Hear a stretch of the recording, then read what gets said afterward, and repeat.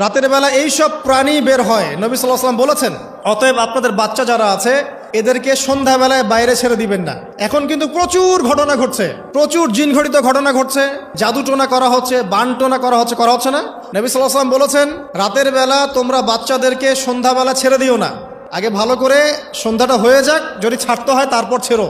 তারপর রাতের রাত যখন গভীর হবে তখন তোমরা এলোপাথালি ঘোরাফেরা করো না, রাস্তাঘাটে বনে জঙ্গলে ঘোরাফেরা করো না, কারণ এই সময় এমন কিছু মাখলুককে আল্লাহ পাক ছেড়ে দেন যাদেরকে তোমরা দেখো না। এখন সায়েন্সের যুগ তো, মানুষ মনে করে এগুলোর কোনো ভিত্তি নাই মনে হয়। কোরআন বলছে জাদু সত্য, কোরআন বলছে জাদু সত্য। কোন সূরা? সূরা বাকারা আয়াত নাম্বার 101, 102 পড়ে দেখেন। ওয়াত্তাবিউ মা তাতলু শায়াতিন আলা মুলকি সুলাইমান, এই আয়াতটা পড়েন, বিশাল একটা আয়াত আছে। ওয়া মা কাফারা সুলাইমান ওয়ালাকিন্নাশ শায়াতিন কাফারু ইউআল্লিমুনা আন-নাস সিহর। এই সিহর দিয়ে কি হতো? মা ইউফাররিকুনা বিহি বাইনাল মারই ওয়া যাওজি। সুলাইমান আলাইহিস সালামের সময় এই জাদুবিদ্যার প্রচলন ছড়িয়ে পড়ে। এই জাদু মানুষ শিখে কি করছিল? নারী পুরুষের মাঝখানে, স্বামী স্ত্রীর মাঝখানে বিভেদ সৃষ্টি করছিল। এখন দেখেন না, পরিবারের স্বামী স্ত্রীর বন্ধন ভেঙে যায় না, কেউ কাউকে দেখতে পারে না, এমন হচ্ছে না? খুব ভালো সম্পর্ক হঠাৎ করে সম্পর্ক খারাপ। এই জাদুবিদ্যা সত্য। এবং এখনকার অনেক ভণ্ড যে কবিরাজগুলো বের হয়েছে, এরা জিনকে তাবে করে নিয়ে এই জিনদের মধ্য দিয়ে মানুষের মধ্যে জাদু ছড়িয়ে দিয়েছে। এই জাদুবিদ্যা সত্য। এর ফলশ্রুতিতে বহু পরিবার ধ্বংস হয়ে যাচ্ছে, দৃশ্য অদৃশ্যের অনেক ক্ষতি আছে। এগুলো এখনকার সায়েন্স বিশ্বাস করে না। আর সায়েন্স বিশ্বাস করে না বলে যে আমরা বিশ্বাস করবো না এমনটাও নয়। এখন বিজ্ঞান যেটা প্রমাণ করতে পারে নাই, এটা কি বিজ্ঞানের ব্যর্থতা না ইসলামের ব্যর্থতা? আল্লাহ রব্বুল আলামিন এবং তার রাসূল যা বলেছেন সেটাই চূড়ান্ত সত্য।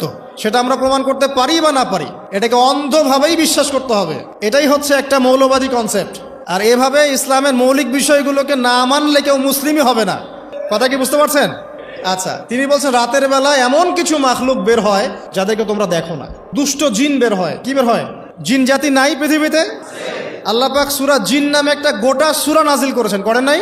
কুল উহিয়া ইলাইয়া আন্নাহু ইসতামা নাফারুম মিনাল জিন্নি ওয়া ক্বালু ইন্না সামি'না কুরআনান আজাবা। জিনদের একটা দল কোরআন শুনে বলেছিল যে আমরা অদ্ভুত আজব একটা কোরআন শুনেছি। তারপর তারা গিয়ে তাদের কওমের কাছে ইসলামের দাওয়াত দেয়, ওই কওম ইসলাম কবুল করে। এটা নবী সাল্লাল্লাহু আলাইহি ওয়াসাল্লামের জীবনের সেই সময়কার ঘটনা, যখন নবীজি তায়েফ থেকে ফিরে আসছেন। তায়েফবাসী তাকে অত্যাচার করলো, তিনি নাখলা উপত্যকায় এসে নামাজ পড়ছেন, ওই নামাজের কেরাত শুনে জিনরা ইসলাম কবুল করেছে। তো সূরা জিনে আল্লাহ পাক এই কথা নাজিল করেছেন। তো আল্লাহ পাক যে বলছেন জিন জাতি আছে, আল্লাহ কি মিথ্যা কথা বলছেন? নাকি নাসা যখন বলে এলিয়েন আছে তখন ওইটা সত্য, আর আল্লাহ বলছেন জিন জাতি আছে এটা মিথ্যা? তা আমাদেরকে আবার নতুন করে মুসলমান হওয়া লাগবে এখন, না আমাদের কনসেপ্ট চেঞ্জ হয়ে গেছে আর কি।